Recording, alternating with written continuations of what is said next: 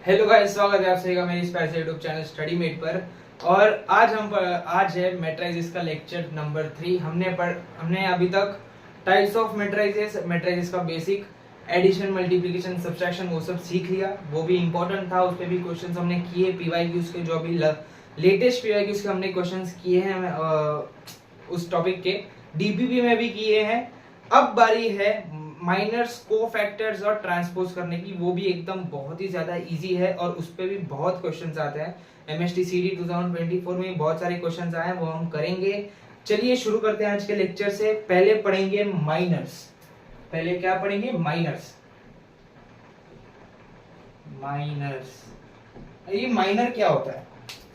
Miners क्या होता है इन टर्म्स ऑफ मैट्राइजेस क्या होता है? पहली बात तो माइनर्स हम लोग किसी भी मैट्रिक्स का माइनर्स नहीं निकालते, किसी भी डिटर्मिनेंट का माइनर नहीं निकालते। हम निकालते हैं एक एलिमेंट का माइनर। हम निकालते हैं ये हम कब निकालते हैं? जब हमें एक एलिमेंट का माइनर निकालना हो। फॉर एलिमेंट, ये एलिमेंट के लिए होता है।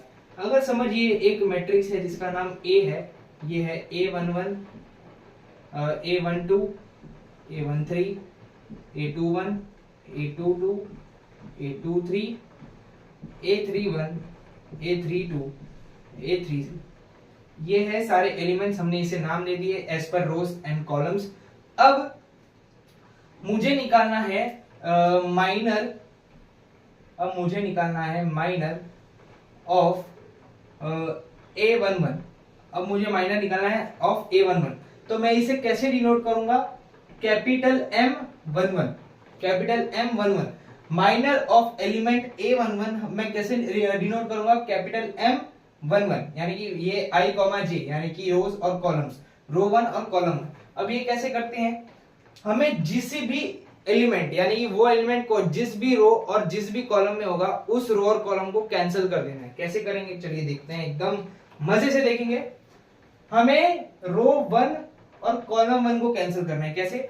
रो 1 है, इसे कैंसिल कीजिए। अब कौन से एलिमेंट्स बचे? ये एलिमेंट्स बचे, सिर्फ इतने एलिमेंट्स बचे। अब हमें इसमें क्या करना है? क्रॉस मल्टीप्लाई, जो डिटर्मिनेंट निकालते टाइम हम करते हैं, जैसे कि A22 into A33 minus A32 into A23। कैसे कैसे कैसे कैसे कैसे निकालते हैं? डेट लगा दिया और A22 इंटू A33, पहले तो ऐसे लिखो, date A22 A33 A23 A32, और बाद में इसका हम डेट निकालते हैं। कैसे निकालते हैं? A22 into A33 minus A32 into A23, ऐसे निकालते हैं। अभी इसका जो भी आंसर आएगा वो क्या होगा? वो होगा माइनर, वो होगा A11 का माइनर। कैसे निकालते हैं माइनर? जिस भी रो और जिस भी कॉलम का हमें माइनर निकालना हो उस रो और कॉलम को कैंसिल कर दो। अब फॉर एग्जांपल मुझे माइनर निकालना है किसका? माइनर निकालना है माइनर ऑफ A21। मुझे निकालना है माइनर ऑफ A21। इसे मैं कैसे डिनोट करूंगा? Capital M21। इसके लिए मैं ये जरा रफ कर देता हूं मैं।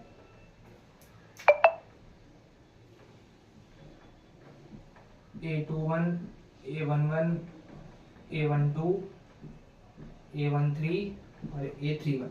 हाँ, अब मुझे किसका निकालना है? A21, यानी कि रो 2 को डिलीट करो और कॉलम 1 को डिलीट करो। कौन से एलिमेंट्स बचे? ये एलिमेंट्स बचे, A12, A13, A32 और A33। तो मैं इसे कैसे लिखूंगा? बताओ यार, कैसे लिखूंगा? मैं लिखूंगा इसे A12,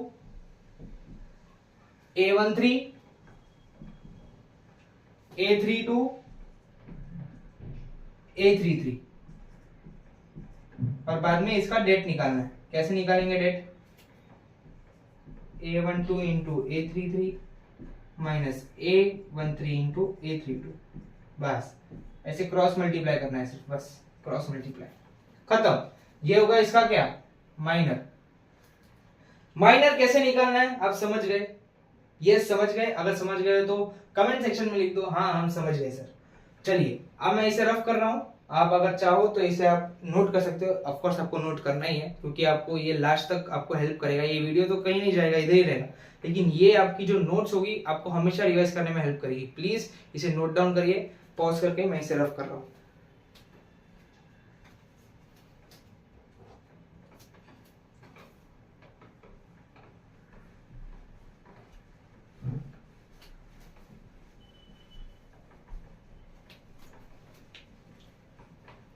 अब हम पढ़ेंगे कोफैक्टर्स। कोफैक्टर्स माइनर्स पढ़ लिया, अब पढ़ेंगे कोफैक्टर्स और बाद में करेंगे सम्स, है ना, और बाद में करेंगे सम्स। अब पढ़ेंगे कोफैक्टर्स। ये भी हम किसी एलिमेंट का ही निकालते हैं, है ना। चलो कोफैक्टर क्या होता है भैया? हम माइनर को रिप्रेजेंट किस में करते हैं? हम माइनर को रिप्रेजेंट करते हैं एम से, पर हम कोफैक्टर को रिप्रेजेंट करेंगे कैपिटल सी से। किससे रिप्रेजेंट करेंगे? कैपिटल सी से। अब मुझे निकालना है कोफैक्टर ऑफ एलिमेंट A11 उसी मैट्रिक्स का,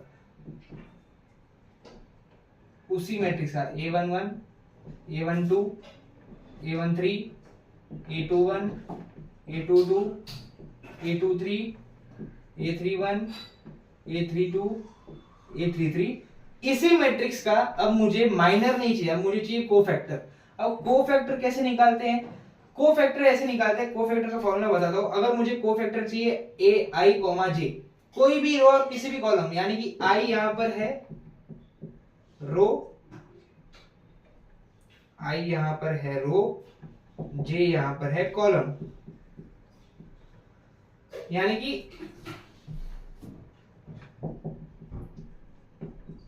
कॉलम, यानी कि किसी भी रो और किसी भी कॉलम का मुझे चाहिए तो मैं लिखूंगा -1 रेज टू आई प्लस जे और इसका minor I J.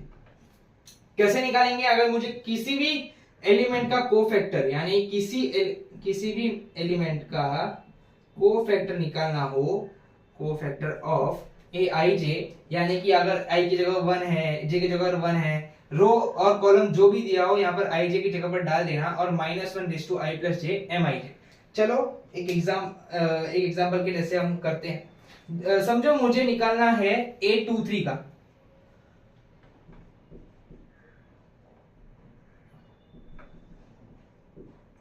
Cofactor of A23 यानी कि C23 कैसे निकालेंगे? बताओ यार, एकदम चिल्ला के कैसे निकालेंगे? -1 रेज टू 2 प्लस 3, यहां पर ये है I, ये है J, -1 रेज टू 2 प्लस 3 और A23 का माइनर। A23 का माइनर कैसे निकालते हैं? अभी हमने सीखा है। A23 यानी कि रो 2 और कॉलम 3, यानी कि रो 2 कौन सा है? ये है रो 2, डिलीट कर दो। कॉलम 3 डिलीट कर दो। अभी कौन से एलिमेंट्स बचे? सिर्फ ये। चलो लिखो इसे। माइनर का फॉर्मूला क्या था भैया, बताइए? A11, A12, A31 और A32 आ गया। अब -1 raise to 5, -1 raise to odd number, यहां पर लिख देता हूं मैं, -1 raise to odd number is -1, -1 raise to even number is 1, -1 raise to 5 odd number है तो -1 आएगा। और इसका डिटर्मिनेंट कैसे निकालेंगे? A11 into A32 minus A12 into A31, बस आ गया कोफैक्टर। कोफैक्टर कैसे निकालना है? -1 रेज टू आई प्लस जे, जो भी रो और कॉलम रहेगा उनका एडिशन और इसका माइनर, बस और कुछ नहीं। कोफैक्टर कैसे निकालना है आई गेस आपको समझ में आ गया रहेगा। अब हम सम्स करेंगे। चलिए सम्स शुरू करते हैं।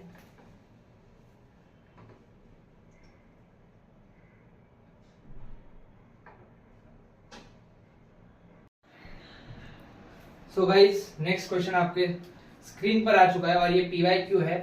2024 का, आई गेस 23 का है, 23 का PYQ है ये, MSTCT 2023। सो क्या बोला है कि एक मैट्रिक्स है और AIJ को हम कोफैक्टर कहेंगे किसका, एलिमेंट AIJ का, यानी कि ये जो कैपिटल A है वो कोफैक्टर है इस एलिमेंट का। समझ गए?